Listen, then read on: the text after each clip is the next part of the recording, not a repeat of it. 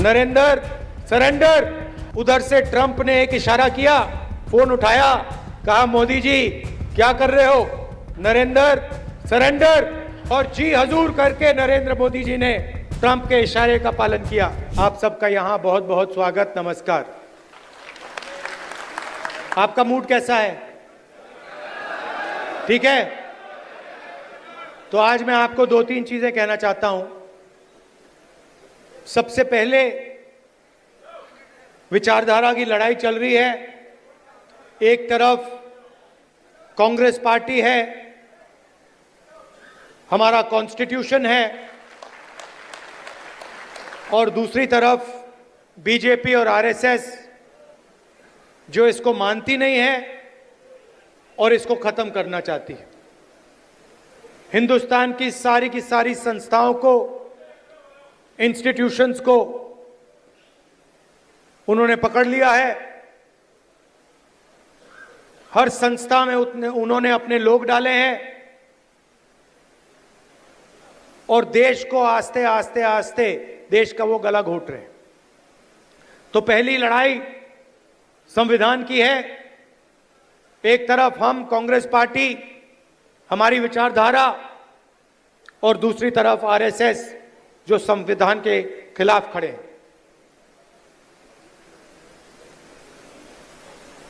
दूसरी लड़ाई सामाजिक न्याय की। जीतू ने कहा, जाति जनगणना के बारे में बोला। पार्लियामेंट हाउस में, लोकसभा में मैंने देश से वायदा किया था कि कुछ भी हो जाए, जाति जनगणना लोकसभा और राज्यसभा में पास होगा।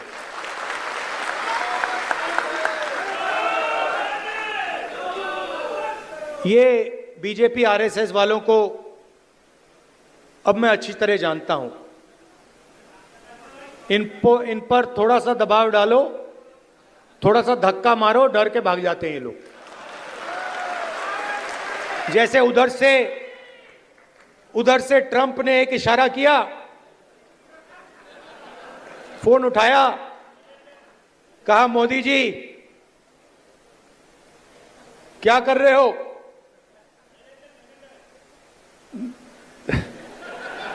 नरेंद्र सरेंडर।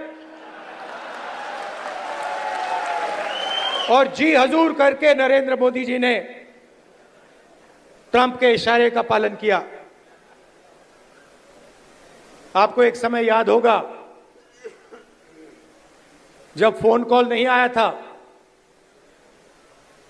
7th फ्लीट आई थी, 71 की लड़ाई में 7th फ्लीट आई थी, हथियार आए थे, एयरक्राफ्ट कैरियर आया था। इंदिरा गांधी जी ने कहा मुझे कुछ जो करना है मैं करूंगी।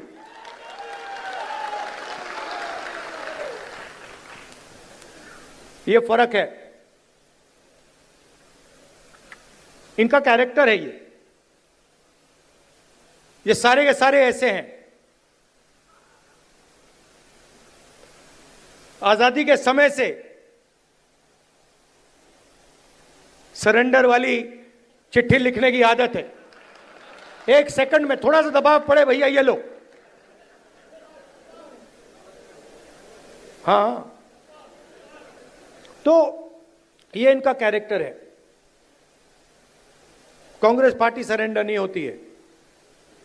गांधी जी, जवाहरलाल नेहरू, सरदार पटेल, ये सरेंडर वाले लोग नहीं हैं। ये सुपर पावर से लड़ने वाले लोग हैं।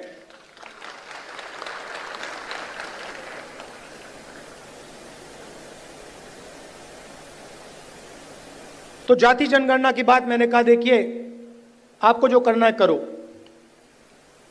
हम सामाजिक न्याय की लड़ाई लड़ेंगे और जाति जनगणना को हम लोकसभा में पास करेंगे। मोदी जी पहले कहते थे कोई जात नहीं है, फिर सिर्फ 4 जात हैं। चुनाव के समय वो ओबीसी बन जाते हैं। गडकरी जी ने कहा मोहन भगवत ने बयान दिए,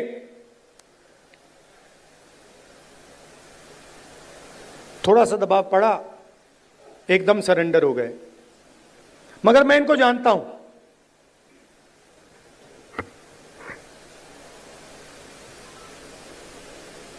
जैसे इन्होंने महिला आरक्षण का काम किया था, वो 10 साल बाद वाला, यहां भी वही कोशिश है इनकी। ये करना नहीं चाहते हैं, ये दबाव में आकर बोल गए हैं, मगर ये करना नहीं चाहते हैं, क्योंकि ये इस देश में न्याय नहीं चाहते हैं। ये अंबानी अदानी वाला देश चाहते हैं, अरबपतियों वाला देश चाहते हैं, सामाजिक न्याय वाला देश नहीं चाहते हैं। मैं आपको तेलंगाना की बात करना चाहता हूं। 2 मॉडल हैं जाति जनगणना के, एक तेलंगाना का मॉडल और दूसरा बीजेपी का बिहार का मॉडल, और जो उनकी सोच का मॉडल है। तेलंगाना में जाति जनगणना कैसे हुआ मैं आपको बताना चाहता हूं। बिहार में बंद कमरे में सवाल चुने गए, ब्यूरोक्रेट्स ने सवाल चुने, बिना किसी से पूछे, बिना जनता से बातचीत किए, बिना दलितों से पूछे, बिना पिछड़ों से पूछे, बिना अति पिछड़ों से पूछे, बिना जनरल कास्ट से पूछे, बिना माइनॉरिटी से पूछे, बंद कमरे में 3-4 सवाल लिखे, जाति जनगणना कर दिया। तेलंगाना में हमने लाखों लोगों से सवाल पूछा, दलितों के संगठनों से, आदिवासी के संगठनों से, उनके नेताओं से, और हमने उनसे पूछा कि देखिए, हम जाति जनगणना करने जा रहे हैं, सर्वे करने जा रहे हैं, आप इस सर्वे में कौन से सवाल चाहते हो। 3.5 लाख लोगों ने हमारी प्रोसेस में एक साथ मिलकर सवाल निकाले, और उसके बाद बिहार में सेल्फ रिपोर्टिंग था। अगर आप बोलना चाहते हो तो बोलो, नहीं बोलना चाहते हो तो नहीं बोलो। तेलंगाना में हर व्यक्ति, हर परिवार के घर में सरकार के ऑफिसर्स गए और उन्होंने उनसे सवाल पूछे। नतीजा मैं आपको बताना चाहता हूं। जाति जनगणना में क्या पता लगा? तेलंगाना का जो कॉर्पोरेट स्ट्रक्चर है, प्राइवेट सेक्टर है, आप हैरान हो जाओगे।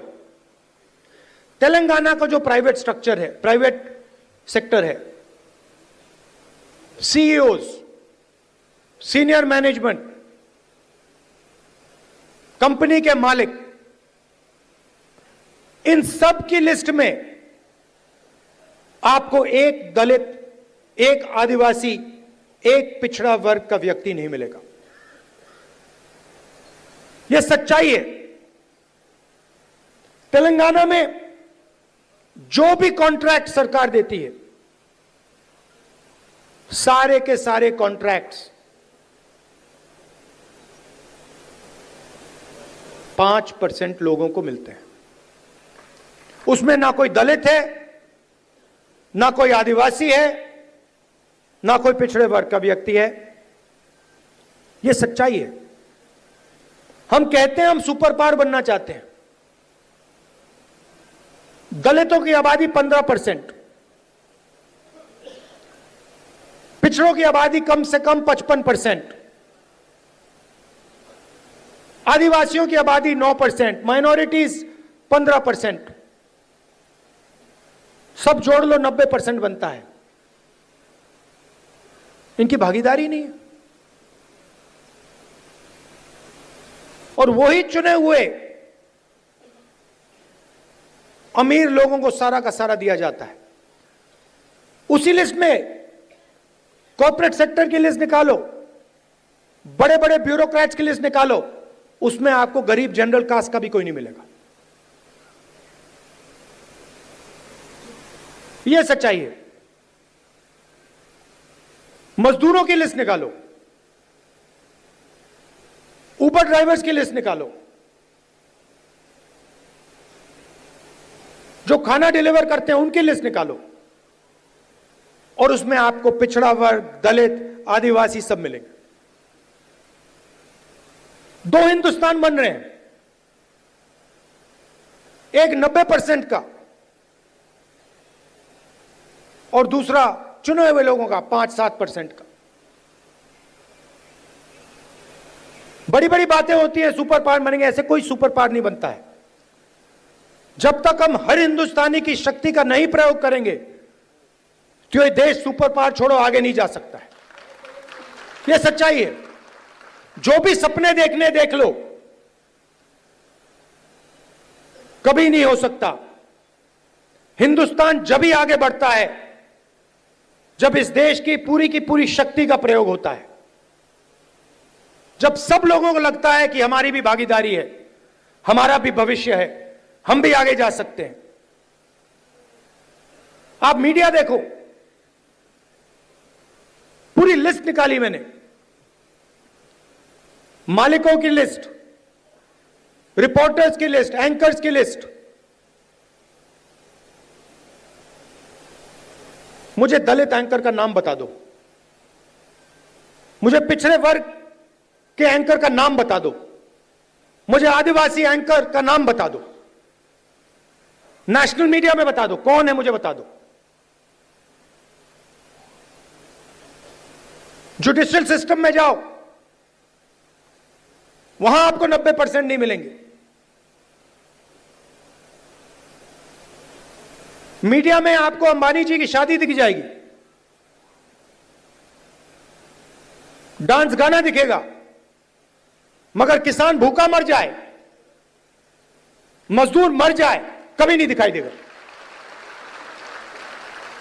और पूरा का पूरा धन 2-3 लोगों के हाथ में जा रहा है। डिफेंस की इंडस्ट्री देखो, वहां आपको अदानी दिखेगा। छत्तीसगढ़ में माइनिंग देखो, वहां आपको अदानी मिलेगा। अदानी की सड़कों पे चलो, इंफ्रास्ट्रक्चर भी उसका, सीमेंट भी उसका, और कोई है ही नहीं। मतलब इन 2-3 लोगों को छोड़कर ऐसा लगता है कि इस देश में कोई बिजनेस वाला रहा ही नहीं। उधर अमेरिका में केस लगा हुआ है अदानी के खिलाफ, मगर हिंदुस्तान में जो भी ये करना चाहता है कर सकता है। क्यों? नरेंद्र मोदी का दोस्त है।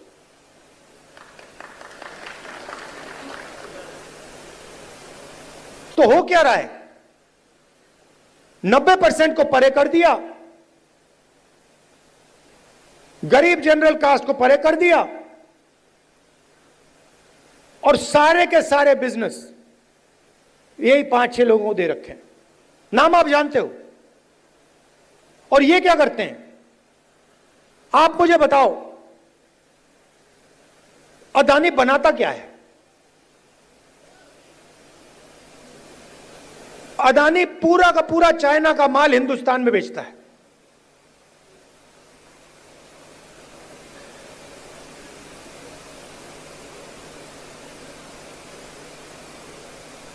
तो अदानी पैसे बनाता है, अंबानी पैसे बनाता है,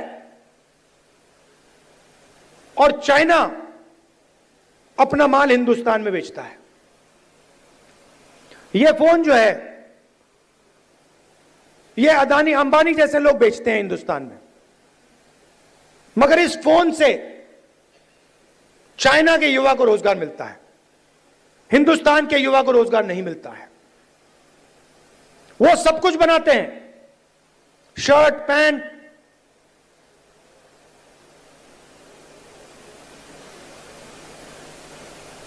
मोबाइल फोन, सोलर पैनल, और यहां पे बेरोजगारी फैलती जा रही है, फैलती जा रही है। जहां भी देखो आप किसी भी युवा से पूछो, भैया क्या करते हो? कुछ नहीं करते हैं। क्या काम करते हो? नहीं, कुछ नहीं करते हैं।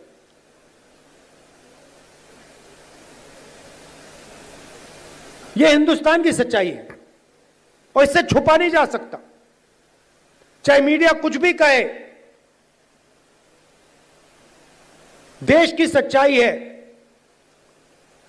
कि इस देश के युवाओं को रोजगार नहीं मिल सकता और इस देश के युवाओं का कोई भविष्य नहीं है। अगर आपको बिजनेस चलाना है हिंदुस्तान में, या आपका नाम अदानी हो या अंबानी हो, नहीं तो आपके लिए डिमोनेटाइजेशन, गलत जीएसटी,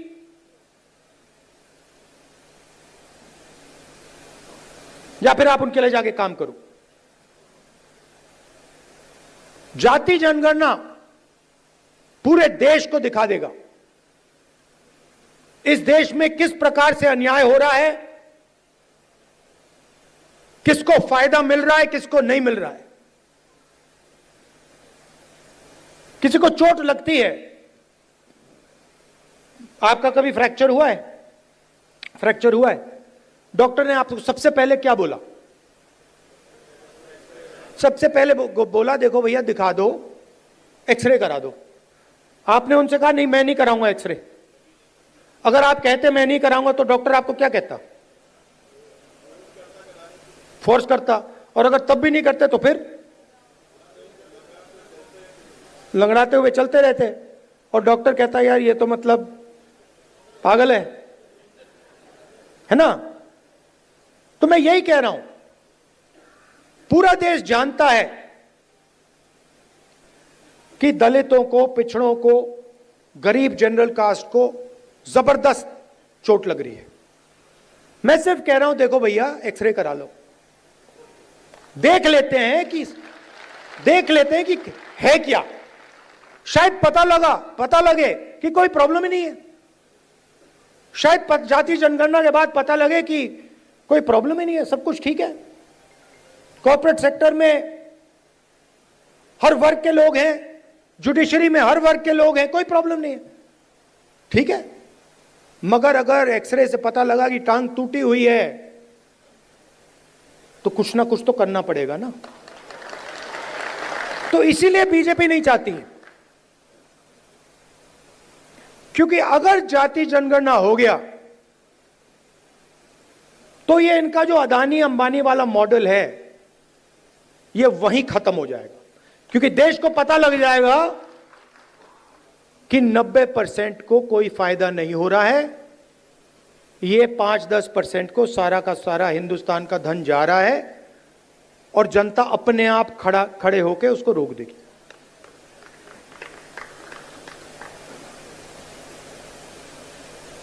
ये लड़ाई चल रही है। और तेलंगाना मॉडल जो है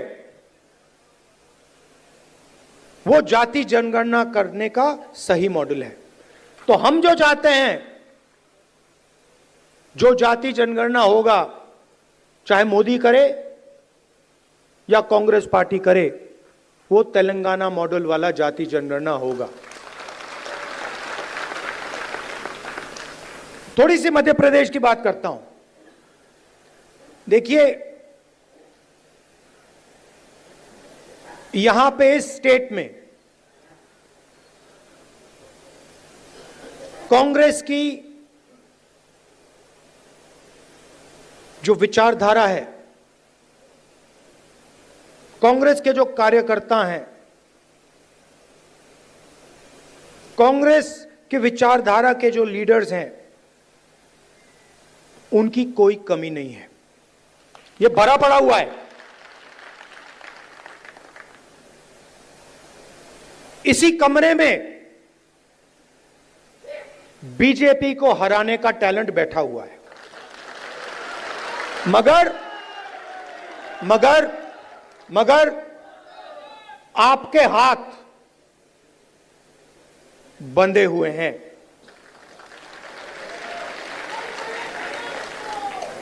बंधे क्यों हैं?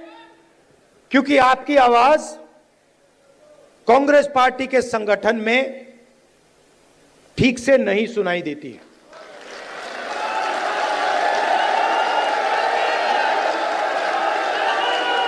ये हमारी सेना है, ये लड़ने के लिए तैयार है, ये मरने के लिए तैयार है। बीच में 2-3 लोग उल्टे सीधे बयान देते रहते हैं।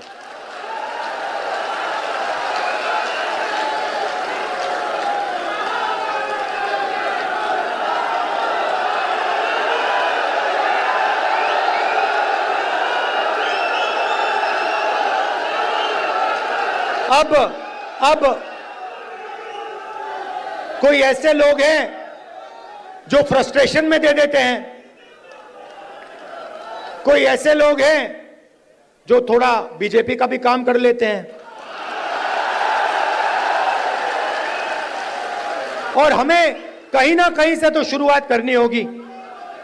तो वर्किंग कमेटी ने निर्णय लिया है कि शुरुआत डिस्ट्रिक्ट और डिस्ट्रिक्ट प्रेसिडेंट के पोस्ट से होगी, और वहां से, उस शुरुआत से हम पार्टी को मध्य प्रदेश में, गुजरात में, बाकी प्रदेशों में खड़ा करेंगे। अब यहां पे डिस्ट्रिक्ट प्रेसिडेंट आए हैं, और आप में से ऐसे लोग होंगे जो पूरी शक्ति के साथ, दिल के साथ कांग्रेस पार्टी के लिए काम करते हैं, और ऐसे भी लोग होंगे जो थोड़ा थक गए हैं या जिनका मूड ठीक नहीं है, जो ज्यादा टेंशन लिए हैं। अब रेस के घोड़े और बारात के घोड़े को अलग तो करना ही पड़ेगा, और पहले मैं कहता था 2 टाइप के हैं। एक रेस का घोड़ा है, कांग्रेस पार्टी कभी कभी रेस के घोड़े को बारात में भेज देती है, ये कमलनाथ ने कहा है, और कभी कभी बारात के घोड़े को रेस की लाइन में खड़ा कर देती है, उसको पीछे से वो एक चाबुक पड़ता है, वो वहीं बैठ जाता है। मगर एक तीसरी कैटेगरी है, एक हुआ बारात का, दूसरा हुआ रेस का, एक तीसरा भी होता है। कौन सा होता है? लंगड़ा घोड़ा। तो ये छांटना है हमें, लंगड़ा कौन सा है, रेस का कौन सा है, बारात का कौन सा है। बारात वाले को बारात में भेजना है, रेस वाले को रेस में डालना है, और लंगड़े वाले को रिटायर करना है कि भैया ये लो, थोड़ी सी घास चरो, घास खाओ, घास चढ़ो, पानी पियो, रिलैक्स करो, बाकी लोगों को तंग मत करो, बाकी घोड़ों को डिस्टर्ब मत करो, नहीं तो फिर कार्रवाई करनी पड़ेगी। जो लंगड़ा घोड़ा होता है, अगर वो डिस्टर्ब करता है तो उसके साथ क्या होता है जानते हो? वो मैं नहीं कहूंगा। तो ये बदलाव लाना है। गुजरात में हमने नए डिस्ट्रिक्ट प्रेसिडेंट्स चुने, दिल्ली से ऑब्जर्वर आए, एआईसीसी से ऑब्जर्वर आए, गुजरात के नेताओं के साथ वो हर डिस्ट्रिक्ट में गए, और उन्होंने कार्यकर्ताओं से बात की, लोगों से बात की, नेताओं से बात की, जिनको कांग्रेस पार्टी में सीनियर लीडर कहा जाता है, उनसे भी बात की, और नाम चुनकर उन्होंने दिल्ली भेजे। मैं 2 लिस्ट देख रहा था, पुराने डिस्ट्रिक्ट प्रेसिडेंट्स, और मैं ये नहीं कह रहा हूं कि उसमें अच्छे लोग नहीं थे, और उनको फिर से डिस्ट्रिक्ट प्रेसिडेंट बनाया जा सकता है। तो हम किसी को कैंसिल नहीं कर रहे हैं। अगर आप अच्छा काम कर रहे हो, जो यहां डिस्ट्रिक्ट प्रेसिडेंट बैठे हैं, अगर आप अच्छा काम कर रहे हो, आपको कोई घबराने की जरूरत नहीं। मैंने वो 2 लिस्ट देखी, जमीन आसमान का फर्क है। एक लिस्ट कहना नहीं चाहिए, मगर सीनियर नेता के असिस्टेंट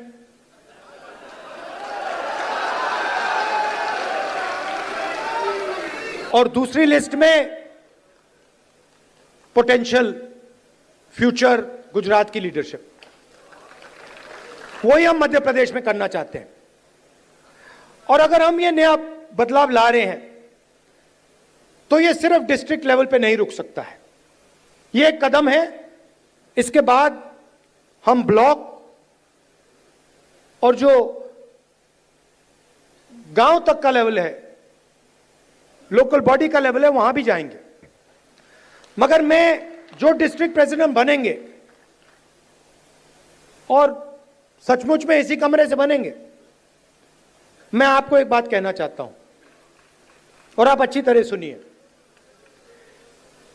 जो लोग मध्य प्रदेश में कांग्रेस पार्टी के डिस्ट्रिक्ट प्रेसिडेंट्स बनेंगे, वो ही इस पार्टी को मध्य प्रदेश में भविष्य में चलाएंगे। कैसे? जो नया डिस्ट्रिक्ट प्रेसिडेंट बनेगा वो पुराना डिस्ट्रिक्ट प्रेसिडेंट जैसा नहीं होगा। फर्क क्या होगा मैं आपको सिंपल तरीके से बता दूंगा। नए डिस्ट्रिक्ट प्रेसिडेंट को हम ऑब्जेक्टिव तरीके से नापेंगे। वोट बढ़ रहे हैं, हां या ना? लोकल बॉडी के चुनाव में, एमएलए के चुनाव में, एमपी के चुनाव में वोट बढ़े या घटे, हां या ना? दूसरा, डिस्ट्रिक्ट में जब कांग्रेस पार्टी की विचारधारा पर आक्रमण होता है,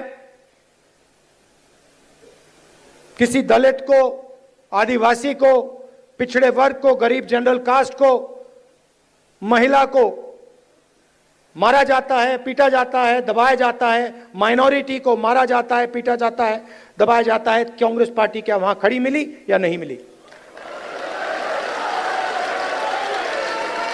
और तीसरा, न्यू जनरेशन लीडरशिप, चाहे वो पार्टी के अंदर हो या पार्टी के बाहर, क्या उन लोगों को डिस्ट्रिक्ट में बढ़ावा दिया जा रहा है? क्या डिस्ट्रिक्ट प्रेसिडेंट और वर्कर के बीच में अच्छा संबंध है? क्या डिस्ट्रिक्ट प्रेसिडेंट सबको एक साथ लेकर आगे चल रहा है या अपनी ही राजनीति कर रहा है? ये उसकी जिम्मेदारियां हैं। मगर जिम्मेदारी बिना पावर नहीं दी जा सकती है। मैंने आपको जिम्मेदारी दे दी, मैंने आपको माइक दे दिया और ये जो कांग्रेस पार्टी में हम करते रहते हैं, इसका कोई मतलब नहीं। तो अगर हम आपको माइक दे रहे हैं तो उसमें कम से कम 440 का करंट होना चाहिए। और 440 का करंट हम कैसे देंगे? जो हमारा डिस्ट्रिक्ट प्रेसिडेंट होगा उसकी आवाज लोकल बॉडी के कैंडिडेट्स को चुनने में, एमएलए के कैंडिडेट्स को चुनने में और लोकसभा के कैंडिडेट्स को चुनने में सुनाई देगी। अगर कोई सोचता है कि वो डिस्ट्रिक्ट प्रेसिडेंट को अलग कर दे और वो कांग्रेस पार्टी में आगे बढ़ेगा, तो वो आज के बाद गलतफहमी में है। तो हम 55 लीडर चाहते हैं मध्य प्रदेश के लिए, मध्य प्रदेश के भविष्य के लिए हम 55 लीडर को चुनना चाहते हैं। ये हमारे ऑब्जर्वर्स का काम है। और उसके बाद जैसे मैंने कहा, ब्लॉक का काम शुरू होगा, पंचायत लेवल का काम होगा, वार्ड लेवल का काम शुरू होगा। मगर ये एक बहुत गहरा कदम लिया जा रहा है। मैं जानता हूं कि आप लोग कांग्रेस पार्टी को आगे बढ़ाना चाहते हो और मैं जानता हूं कि आपको कितना फ्रस्ट्रेट किया जाता है। मैं यहां आपको यह बताने आया हूं कि मैं आपके साथ खड़ा हूं और जो भी कांग्रेस पार्टी की विचारधारा की रक्षा करेगा, जो भी कांग्रेस पार्टी को मध्य प्रदेश में बढ़ाने की कोशिश करेगा, उसके साथ मैं खड़ा मिलूंगा।